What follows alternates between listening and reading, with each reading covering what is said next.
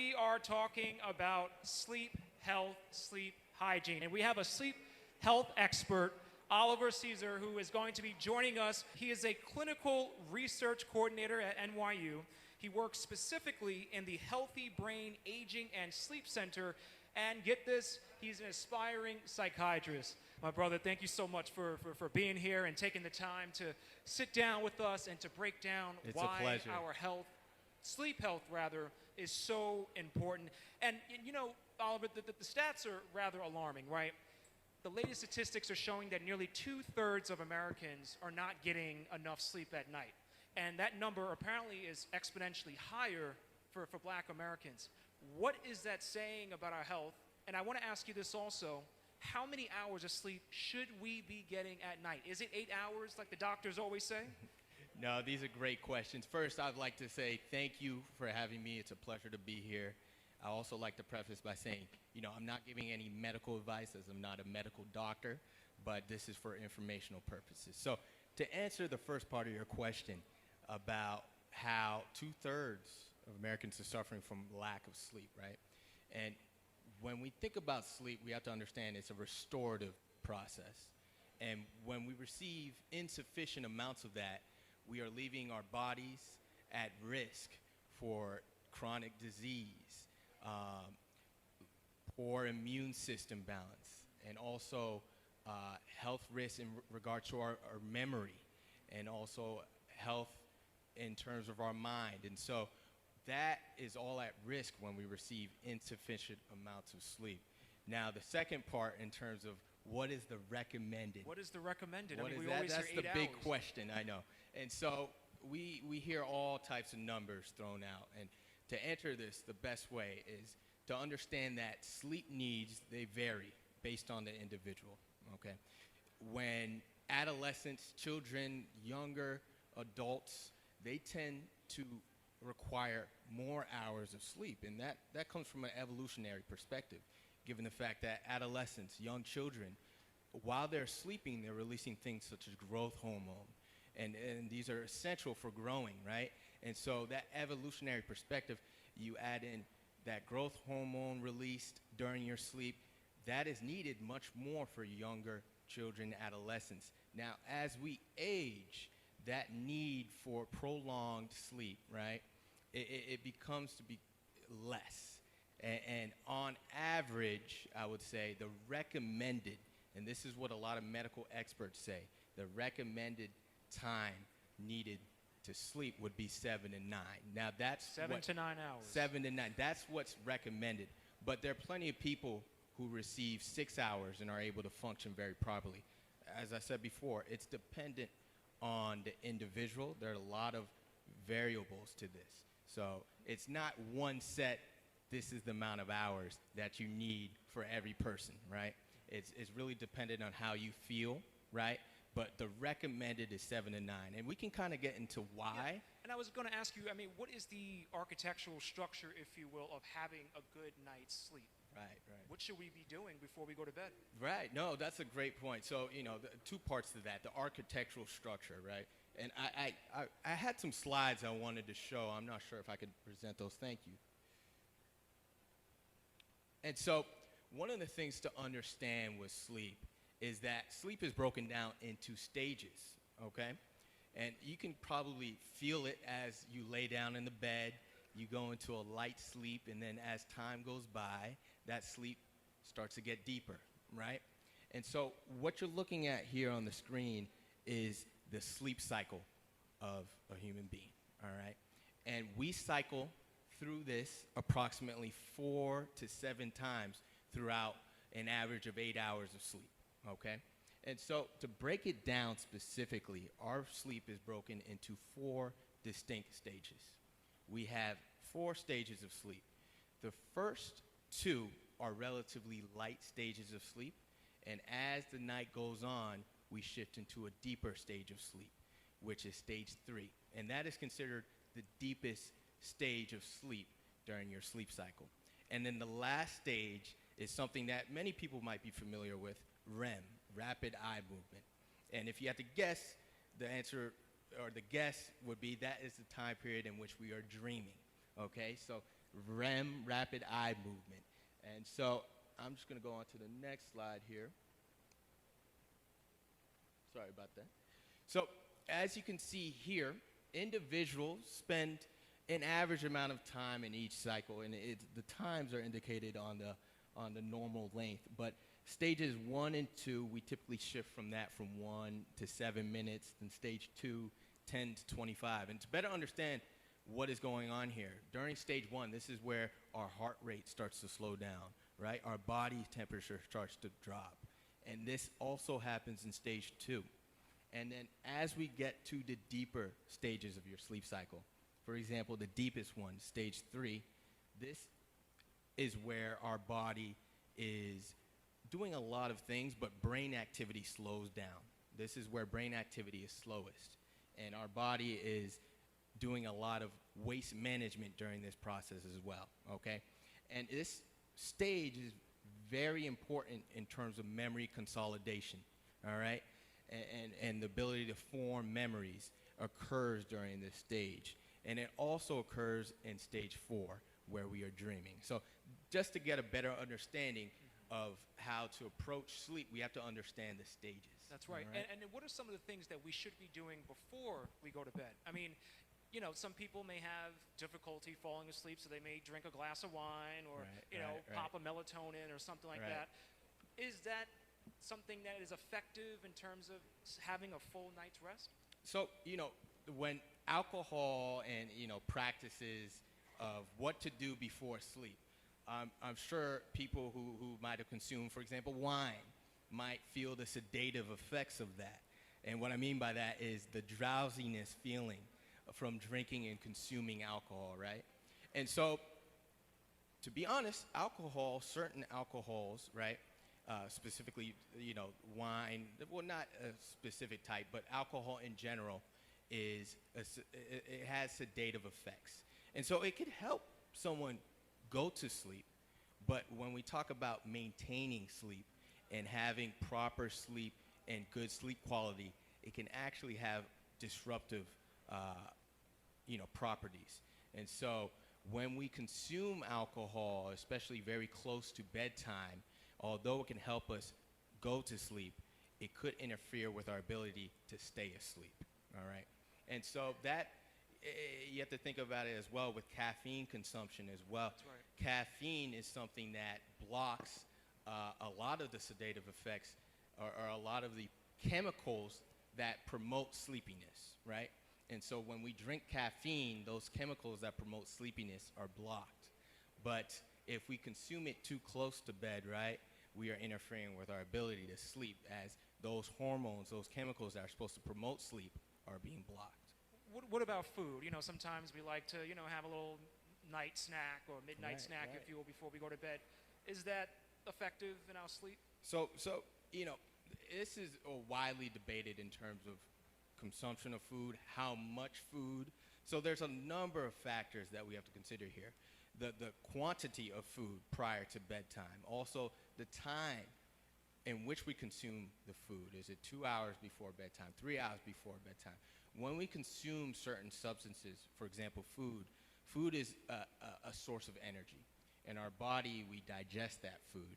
If we consume it too close to bed, right, especially large portions, that could potentially interfere with sleep. But in some cases, low but high nutrient-dense foods, but low caloric but high nutrient-dense foods could be beneficial, right? Specifically for people who suffer from diabetes and are suffering from low blood sugar, right? Going to bed with low blood sugar could impact your sleep. So having a carbohydrate snack before bed could help you in terms of sleeping. But to answer that question directly, there's still some debate in terms of, how it could be detrimental, because it can be very beneficial, but in some instances detrimental as well. And speaking of something that's being detrimental, you just mentioned some tips that we can take to, effectively fall asleep and have a good night's sleep at night. But what happens to the body over a course of a few years when you're not getting enough sleep? Can you develop certain ailments? Absolutely.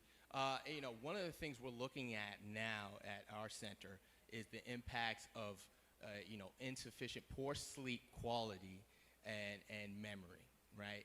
And so one of the big things that sleep does is help refresh and energize our body, but also provide proper brain nutrients, helps support brain health, right? And, those of you who might be familiar with the consequences of poor sleep, if you have a bad night of sleep, your ability to perform cognitively, it's impaired. And so, the long-term effects of that, of poor sleep over time, it can lead to a number of things, such as obesity, right? Also, impairments in memory. And like I mentioned before, some of these stages of sleep, they're crucial for the clearance of certain toxins that build up in the body, and also memory consolidation, right? Ability to form memories. And so when we're not receiving that, we are having buildup of some potential harmful things in the brain, and also increased risk for poor memory performance. Okay. Now this here might be, a personal question here, but I think some of us in the audience can relate to it. So myself, I have to wake up at 12:45 every single morning to Right. be on the air by 4:30. And so I'm typically going to bed around 6 p.m. the night before. And, usually, especially in the summer months, the sun has not even set yet, right? So usually I'm using blackout curtains and things like that to try to help me fall asleep. Should I be taking naps when I get off from work? I mean, are naps even beneficial to an effective sleep? Right. That's a great question. So, in regards to, the scheduling of things, right? Our body operates on an internal clock, okay? We have something called a circadian rhythm. And these circadian rhythms are internal processes occurring in the body over a 24-hour time period, right? And that circadian rhythm is controlled by our internal clock, which is in the brain. So, what I mean by that is when we wake up in the morning, part of the things that are being released in our body are wakeful promoting chemicals, right? We have things that are released in our body that help us wake up. And the signal that we receive are from external signals, such as light, right? During the daytime, the light that we receive and that comes through our eyes activates certain things in our body, which promotes wakefulness. And throughout the day, right, as the sun goes down, as light goes down, we have sleep-promoting chemicals being produced. So the reason why these are produced at certain times is because our internal clock, right, is releasing certain chemicals based on external stimulants, right, such as light. But now when we operate in odd hours, for example, waking up and operating at 2:30 in the morning, some could feel consequences of that, given the fact that some of our organs, right, are active at certain time periods. Our digestive system is more active throughout the day as opposed through the night, right? And so a good example of this is if you were to consume a glass of alcohol at 8 p.m. versus consuming a glass of alcohol at 2 a.m., the effects of that alcohol will be different on your body based on the circadian rhythms, based on the activity of certain organs, and they change throughout the day. So taking naps, the second part of your question. Naps, and this is very, very complex. It's a difficult thing. I love a good nap. It's widely debated. Naps, they can be beneficial, right, in terms of replenishing your energy. But what experts would advise is that if you were to take a nap, have it be a sort of power nap. Make sure it's not too extended. The recommended time frame would be 30 minutes, right? But 30 minutes. That's around 30 minutes to an so hour. So you mean to tell me within 30 minutes you can get all again, those cycles in? Again, I would like to preface by saying this is not medical advice, right? This is just based off a lot of research and studies. Okay. Now, the recommended, and the reason why it's recommended is because naps, although they're seemingly seen as something meant to be productive, could have detrimental effects on your sleep at night.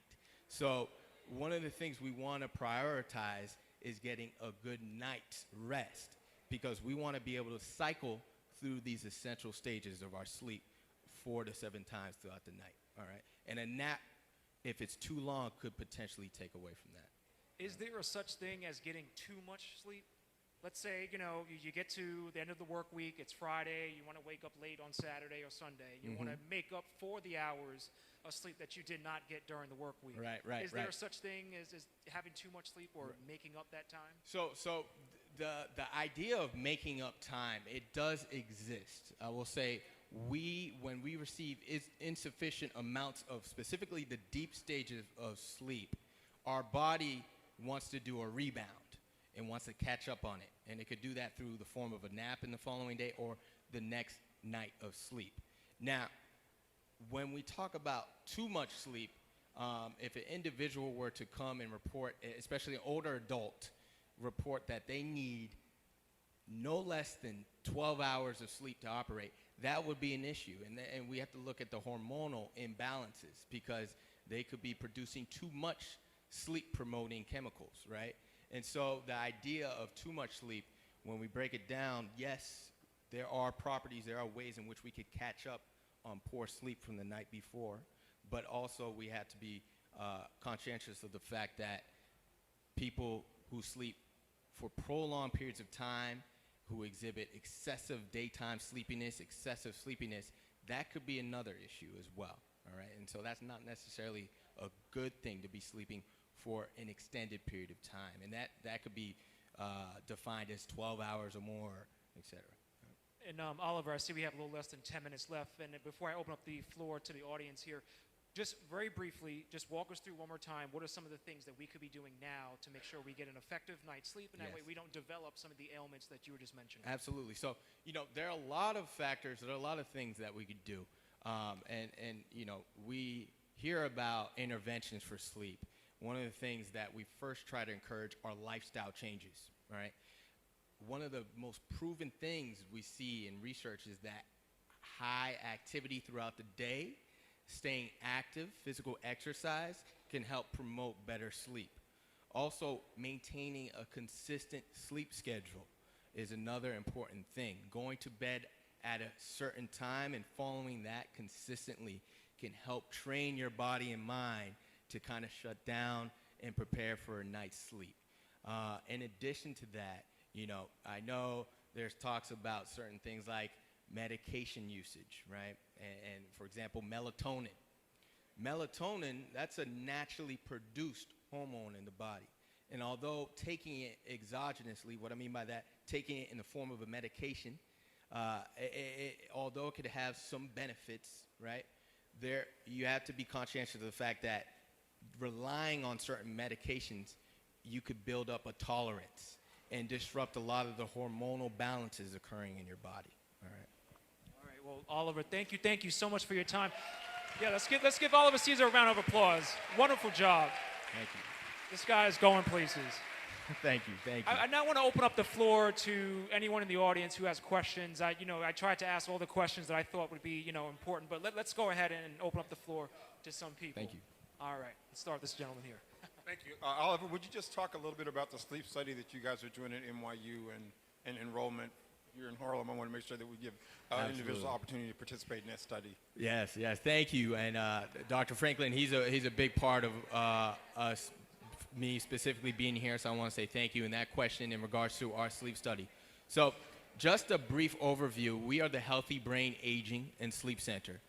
And what we do at our center is investigate risk factors for neurodegeneration or memory impairment. And one of the things, I'll get to that, I heard sleep apnea, I'll get to that in a second.